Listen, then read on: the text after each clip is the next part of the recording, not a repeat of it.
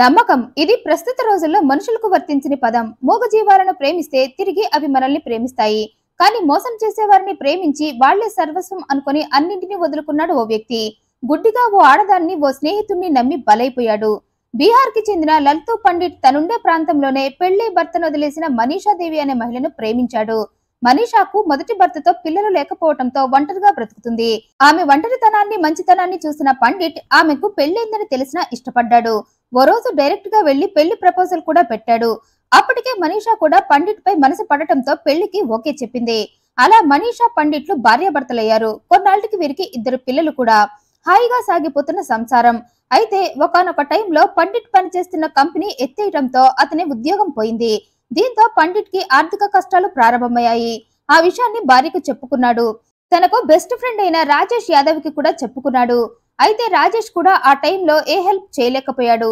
కారణం అతని ఆర్థిక పరిస్థితి కూడా అంతంత మాత్రమే. సంపాదించిన డబ్బు సరిపోక అతనే మరేదైనా ఉద్యోగం చూసుకోవాలనుకున్నాడు. ఆ టైంలోనే పండిట్ సాయం అడగటంతో చేయలేకపోయాడు. ఆ టైంలో ఎవరిని అడిగినా సాయం చేయకపోవడంతో పండిట్ కుటుంబ పరిస్థితి తలక్రిందులైంది. దీంతో అతను ఫ్యామిలీని సరిగ్గా చూసుకోలేకపోయాడు. అయితే భర్త సంపాదించినప్పుడు హ్యాపీగా కూర్చొని తిన్న మనీషా అదే భర్త ఇప్పుడు సంపాదించడం లేదని అతన్ని సూటిపోటి మాటలు అనటం మొదలుపెట్టింది. అప్పటిదాకా మంచిగా ఉన్న మనీషా కాస్త రాక్షసిలా మారిపోయింది. పెళ్ళాం పిల్లల్ని పోషించలేని వాడికి పెళ్లెందుకని నిష్ఠూరాలాడింది. ఆ మాటలన్నీ భరించలేకపోయాడు పండిట్. కొంచెం టైం ఇస్తే వేరే ఫ్యాక్టరీలో ఉద్యోగం చూసుకుంటా అన్నా ఆమె వినలేదు. దీంతో పండిట్ ఆ విషయాన్ని తన బెస్ట్ ఫ్రెండ్ అయిన రాజేష్ కు చెప్పుకున్నాడు. అయితే అప్పటికే రాజేష్ బీహార్ వదిలి కర్ణాటకకు వెళ్లిపోవటంతో ఫ్రెండ్ బాధంతా విని నేను ఇక్కడ జాబ్ కన్సల్టెన్సీ ఓపెన్ చేశా, త్వరలో సక్సెస్ అవుతా, అప్పటికి కూడా నీకు ఏ జాబ్ రాకపోతే నేనే నీకు మంచి జాబ్ ఇప్పిస్తానన్నాడు. అయితే ఆ మాటలన్నీ చాటు నుండి విన్నది మనీషా. భర్త స్పీకర్ ఆన్ చేయడంతో అన్ని విషయాలు తెలుసుకొని ఇక తనని పిల్లల్ని పోషించలేని భర్త దగ్గర ఉండటం వేస్ట్ అనుకొని పిల్లల్ని తీసుకొని కర్ణాటక వెళ్లిపోయింది. భర్త వద్దని వారించినా వినలేదు. నువ్వు నన్ను సరిగ్గా చూసుకోవటం లేదు, అలాంటప్పుడు నేను నీతో ఎందుకు ఉండాలని చెప్పి వెళ్లిపోయింది. అలా కర్ణాటకకు వెళ్లిన మనీషా ముందే భర్త ఫోన్ నుండి అతని ఫ్రెండ్ రాజేష్ నెంబర్ తీసుకోవటంతో అతనికి కాల్ చేసింది. నేను పండిట్ భార్యనని, నాకు ఏదైనా మంచి ఉద్యోగం ఉంటే చూడమని జరిగిన విషయాలన్నీ అతనికి చెప్పింది. మనీషా తన ఫ్రెండ్ పండిట్ ని వదిలేసి వచ్చినందుకు బాధగా అనిపించినా ముందు ఆర్థికంగా ఒక్కరైనా నిలబడితే మళ్లీ భార్యాభర్తలిద్దరూ కలుస్తారులే అనుకున్నాడు. తన పరిధిలో చేయాల్సిందంతా చేసి మనీషాకు ఓ ఫ్యాక్టరీలో మంచి ఉద్యోగం ఇప్పించాడు. ఆమె పిల్లలు ఉండటానికి కోలార్ జిల్లా అలహళ్లి గ్రామంలో ఓ ఇంటిని కూడా చూసి వాళ్ళని అక్కడ పెట్టాడు. అయితే కథంతా ఇక్కడి నుండే మారిపోయింది. అప్పటిదాకా మనీషాని ఫ్రెండ్ భార్యలాగే చూసిన రాజేష్ బుద్ధి పక్కదారి పట్టింది. కేవలం మనీషా భర్త తోడు లేకుండా ఉంటుందన్నట్లుగానే ఆమెను చూడటం మొదలు పెట్టాడు. ఆమె పక్కన మగతోడుగా తనుండి ఆమెతో గడపాలనుకున్నాడు. అందుకే పనున్నా లేకపోయినా మనీషా ఇంటికి పోతూ అసలే ఊరికి కొత్త కదా, ఏదైనా హెల్ప్ కావాలంటే మొహమాటం లేకుండా చెప్పంటూ ఆమెకు అన్ని పనుల్లో సాయం చేయటం మొదలు పెట్టాడు. అయితే ఇక్కడ మనీషా బుద్ధి కూడా మారిపోయింది. భర్త కన్నా అతని ఫ్రెండ్ నే బెటర్ అనుకుంది. ఒంటరిగా ఉన్న తన జీవితంలోకి రాజేష్ ని ఆహ్వానించింది. ఇద్దరి మనసుల్లో సేమ్ కోరికలు ఉండటంతో ఇద్దరు కలిసిపోయారు. చెట్టాపట్టాలేసుకుని తిరుగుతూ పండిట్ ని మొత్తానికి సైడ్ చేసేశారిద్దరు. అలా చాలా కాలం భర్త ఆలోచన లేకుండా ప్రియుడితో శృంగార సాగరాన్ని ఈదింది. అయితే మరి చాలా కాలం నుండి ప్రియురాలతో గడిపేసరికి మరి ఆమంటే మోజు తగ్గిపోయిందో ఏమో కానీ ఉన్నట్లుండి రాజేష్ ఆమెను సరిగ్గా చూసుకోవటం మానేశాడు. గతంలో అడక్కపోయినా హెల్ప్ చేసిన రాజేష్ ఇప్పుడు అడిగిన హెల్ప్ చేయటం మానేశాడు. దీంతో మనీషాకు ప్రియుడిపై కోపం వచ్చింది. నువ్వు ఒకప్పటిలా నన్ను బాగా చూసుకోవటం లేదని ప్రియుడిని తిట్టిపోసింది. అలా తిట్టి ఇక తిట్టలేక గమ్ము నుండి పోయి ఆలోచన చేసింది. ఆ ఆలోచనలన్నీ ఫైనల్ గా మళ్లీ భర్త పండిట్ దగ్గరకు వెళ్లిపోయాయి. ఈ రాజేష్ కంటే నా భర్తే నయ్యం, ఏదో ఉద్యోగం పోయి నన్ను బాగా చూసుకోలేకపోయాడు కానీ ఈ రాజేష్ లా అవసరాలకు వాడుకొని వదిలేయలేదు అనుకుంది. వెంటనే భర్తకు ఫోన్ కలిపింది. మళ్లీ నీతో నేను కలిసి ఉండాలనుకుంటున్నా అని, నేను చేసిన తప్పుకి నన్ను క్షమించమని అడిగింది. భార్య తనని యాక్సెప్ట్ చేయటంతో ఆనందపడ్డాడు పండిట్. అయితే అప్పటికే అతను ఒక చిన్న ఉద్యోగంలో చేరటంతో తిరిగి భార్యని పిల్లల్ని తీసుకుని బీహార్ కి వచ్చేయమన్నాడు. నాకున్నంతలో నిన్ను పిల్లల్ని బాగా చూసుకుంటా, నువ్వు నన్ను వద్దనుకొని వెళ్లిపోయినా నేను నిన్ను ఎప్పుడూ వద్దనుకోలేదు. అందుకే చాలాసార్లు నీకు ఫోన్ చేశాను, కానీ నువ్వే నా కాల్స్ కి రెస్పాండ్ కాలేదు. అయినా జరిగిందేదో జరిగిపోయింది, ఇక పాతవన్నీ మర్చిపోయి మళ్లీ కలిసిందాం రమ్మన్నాడు. అయితే అప్పటికే మనీషాకు కర్ణాటకలో మంచి ఉద్యోగం ఉండటంతో ఆమె భర్తకు ఆ విషయాన్ని చెప్పింది. నీ ఫ్రెండ్ రాజేష్ నే నాకు ఉద్యోగం ఇప్పించాడు, నువ్వు కూడా బీహార్ లో చిన్న ఉద్యోగం చేయటం ఎందుకు, నువ్వు కూడా కర్ణాటకకు వస్తే నీ ఫ్రెండ్ రాజేష్ తో నీకు కూడా మంచి ఉద్యోగం చూడమని అడుగుదామంది. దానికి భర్త కూడా సరే అన్నాడు. వెంటనే భార్య పిల్లల కోసం ఆగమేఘాల మీద కర్ణాటకకు బయలుదేరాడు. ఆ ప్రాసెస్ లోనే డిసెంబర్ 16న రాత్రి గౌహతి నుండి బెంగళూరు దేవనహళ్లి విమానాశ్రయంలో దిగి అక్కడి నుండి సీదా మెజెస్టిక్ కు వెళ్లాడు. ఈలోగా భార్య దగ్గర నుండి కాల్ వచ్చింది. వెంటనే భర్త నీ ఇంటికి ఎలా రావాలి అడ్రస్ చెప్పమన్నాడు. దీంతో భార్య ఆ విషయం చెప్పడానికే ఫోన్ చేశా. నీ ఉద్యోగం గురించి, నువ్వు ఇక్కడికి వస్తున్నావన్న విషయం గురించి మొత్తం నీ ఫ్రెండ్ రాజేష్ కు చెప్పా. అతను నీకు మంచి జాబ్ చూస్తానన్నాడు. పైగా స్వయంగా అతనే నిన్ను పిక్ చేసుకుని ఇంటికి తెస్తానన్నాడు. నువ్వు ఒకసారి నీ ఫ్రెండ్ కి కాల్ చెయ్యి అంది. సరే అంటూ పండిట్ రాజేష్ కి కాల్ చేశాడు. తనున్న ప్లేస్ చెప్పడంతో కొద్దిసేపటికి రాజేష్ అక్కడికి వెళ్లి పండిట్ ని కలిశాడు. ఫ్రెండ్స్ ఇద్దరు చాలా కాలం తర్వాత కలవటంతో ఇద్దరు మాట్లాడుకుంటూ కోలార్ జిల్లా నరసాపురం పారిశ్రామిక వాడ సమీపంలోని ఆలహళ్లి గ్రామానికి వెళ్లారు.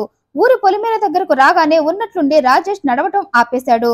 ఏమైందని పండిట్ అడుగుతుండగానే తన బ్యాగ్ లో ఉన్న కత్తి తీసి పండిట్ ని పొడి చేశాడు. దీంతో అసలు ఫ్రెండ్ తనని ఎందుకు చంపుతున్నాడో కూడా తెలుసుకోకుండా పండిట్ తన ప్రాణాలను కోల్పోయాడు. అలా ఫ్రెండ్ ని చంపిన రాజేష్ ప్రియురాలి ఇంటికి వెళ్లాడు. అతను రాగానే నా భర్త ఏడని మనీషా అతన్ని ప్రశ్నించింది. దానికి రాజేష్ నీ భర్త ఈ రోజు హోటల్లో ఉండి రేపు వస్తాడంట, అందుకే అతన్ని హోటల్ దగ్గర దింపి వచ్చానన్నాడు. అదంతా నిజమే అనుకుంది మనీషా. కానీ ఇక్కడ జరిగిన కథంతా వేరే. అసలు జరిగిన స్టోరీ ఏంటంటే ఈ మనీషా ఎప్పుడైతే భర్తను కర్ణాటక రమ్మని నీ ఫ్రెండ్ నీకు మంచి ఉద్యోగం చూడమని అడుగుదామని అందో అప్పుడే మనీషా రాజేష్ కు ఫోన్ చేసింది.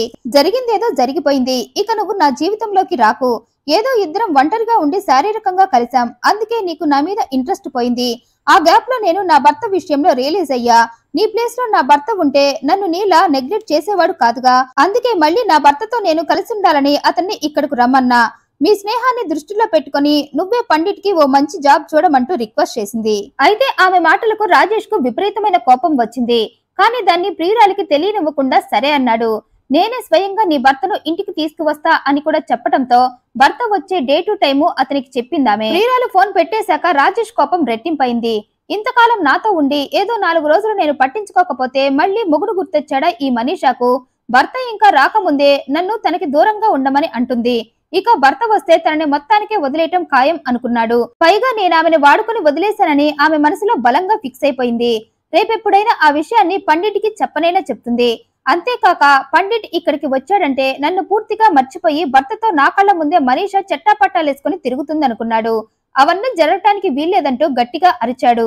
ఆ క్రమంలోనే అక్కడికి వస్తున్న పండిట్ ను చంపేసి తనకున్న అడ్డు తొలగించుకోవాలనుకున్నాడు. పండిట్ ని చంపితే 2 రకాలుగా లాభపడచ్చు అనుకున్నాడు. ఒకటి, తన సీక్రెట్ ఎప్పటికీ అతనికి తెలీదు. రెండోది, మళ్ళీ మనీషాని తనకు కావలసినప్పుడు యూజ్ చేసుకోవచ్చు అనుకున్నాడు. ఈ రెండింటిని దృష్టిలో పెట్టుకుని పండిట్ తన ప్రాణ స్నేహితుడన్న విషయం మర్చిపోయాడు. ఫ్రెండ్ భార్య కోసం అతన్ని చంపేయాలని బ్యాగ్ లో కత్తి పెట్టుకుని పండిట్ ని ఇంటికి తీసుకురమ్మని ప్రియురాలు చెప్పగానే అక్కడికి వెళ్లి పండిట్ ని ఊరి పొలిమేర దాకా తీసుకువచ్చాడు. అయితే సడన్ గా రాజేష్ ఆగిపోవటంతో ఏంటని అడుగుతుండగానే అతను పండిట్ ని పొడి చేసి ప్రియురాలి దగ్గరికి వెళ్లి పండిట్ హోటల్లో ఉన్నాడని రేపు ఉదయం వస్తాడని అబద్ధం చెప్పాడు. అలా తెల్లవారింది. అయితే భర్త వస్తాడని ఎదురు చూస్తున్న మనీషాకు అతని మరణ వార్త ఊరి వాళ్ల ద్వారా తెలిసింది. దీంతో వెంటనే భర్త శవం దగ్గరికి వెళ్లాలనుకుంది. కానీ తనని కూడా చంపేస్తారేమో అని భయపడి పిల్లల్ని తీసుకుని ప్రియుడితో అక్కడి నుండి పారిపోయింది. అయితే తన భర్తను ప్రియుడే చంపాడని ఆమెకు తెలీదు. ఎవరో శత్రువులు తన భర్తను చంపేశారని తనని కూడా చంపేస్తారేమో అని భయపడి పారిపోయింది. పొలిమేర దగ్గర శవాన్ని చూసిన ఊరి వారు విషయాన్ని పోలీసులకు చెప్పారు. శవాన్ని హ్యాండ్ ఓవర్ చేసుకున్న పోలీసులు ఏమైనా క్లూ దొరుకుతుందేమో అని ఆ శవం బట్టలన్నీ వెతికారు. ఏమైనా ఐడి కార్డులు దొరుకుతాయేమో అని వెతుకుతూ ఉండగా వారికి జేబులో ఫ్లైట్ టికెట్ దొరికింది. దాన్ని పట్టుకుని విచారణ మొదలు పెట్టారు పోలీసులు. ఎంక్వైరీలో ఆ చంపబడ్డ వ్యక్తి పేరు పండిట్ అని, అతను మొదటిసారి బీహార్ నుండి ఫ్లైట్ లో కర్ణాటక వచ్చాడని తెలిసింది. అప్పటి నుండి పండిట్ గురించిన అన్ని విషయాలు ఆరా తీయటం మొదలు పెట్టారు. ఆ క్రమంలోనే అతని భార్య అతన్ని వదిలేసి కర్ణాటక వెళ్లిపోయిందని, చాలా కాలం తర్వాత మళ్లీ ఇద్దరు కలుసుకున్నారని, అందుకే పండిట్ తన భార్య పిల్లల్ని కలవటానికి కర్ణాటక వచ్చాడని తేలింది. అప్పటి నుండి మనీషాపై అనుమానం పెంచుకున్న పోలీసులు ఆమె గురించి ఎంక్వైరీ చేస్తే ఆమె రాజేష్ తో నడిపిన అక్రమ బంధం బయటపడింది. పైగా రాజేష్ మనీషా ఊరు నుండి ఎస్కేప్ అయ్యారని తేలటంతో ఖచ్చితంగా వాళ్లే ఇదంతా చేశారని పరారీలో ఉన్న ఇద్దరిని పట్టుకుని విచారించారు. విచారణలో రాజేష్ తనే పండిట్ ని చంపానని ఒప్పుకున్నాడు. ప్రియురాలి కోసమే ఇదంతా చేశానని చెప్పాడు. దీంతో పోలీసులు అతన్ని అరెస్ట్ చేసి ఈ విషయంపై మనీషాని ఇంకా విచారిస్తున్నారు. రాజేష్ చేసిన ఈ పనిపై మీ అభిప్రాయాన్ని కమెంట్ రూపంలో తెలియజేయండి. మరింత ఇంట్రెస్టింగ్ అండ్ జెన్యూన్ ఇన్ఫర్మేషన్ కోసం ఈ వీడియోను లైక్ చేయండి, షేర్ చేయండి, మా ఛానల్ సబ్స్క్రైబ్ చేయండి. Thanks for watching.